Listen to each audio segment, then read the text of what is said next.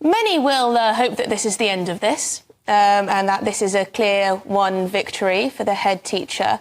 What would you have said if this hadn't gone the way it has? If Catherine Barbel-Singh had lost this case?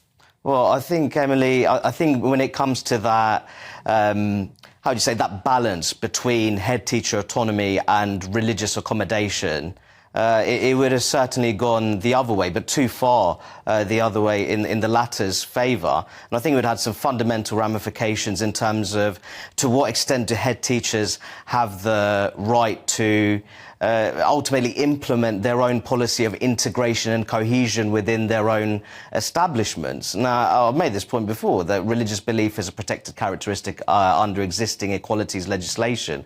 But I'll make this point very clearly, that it cannot be exploited by those who have the potential to undermine social cohesion, especially within multi-faith and multi-ethnic establishments in our English school system.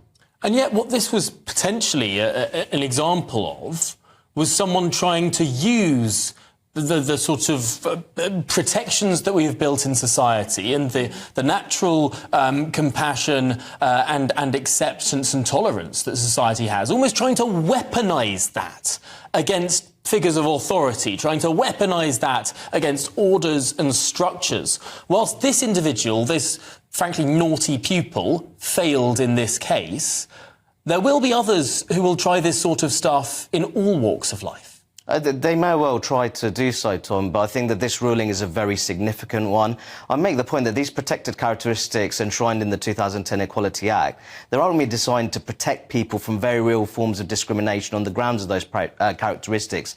That legislation shouldn't be used as a sword to ultimately dictate how public institutions should be run and ultimately instruct head teachers, including very successful head teachers, in terms of how they run their own schools.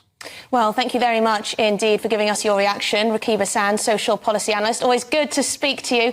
Thank you very much. I mean, what she said about what was happening at the school. She says, last year we watched our Muslim pupils put under pressure by a tiny number of others to fast, to pray, to drop out of the choir, to wear a hijab. There was racial abuse of a black teacher. I mean, it was crowd control at that stage. Extraordinary story there.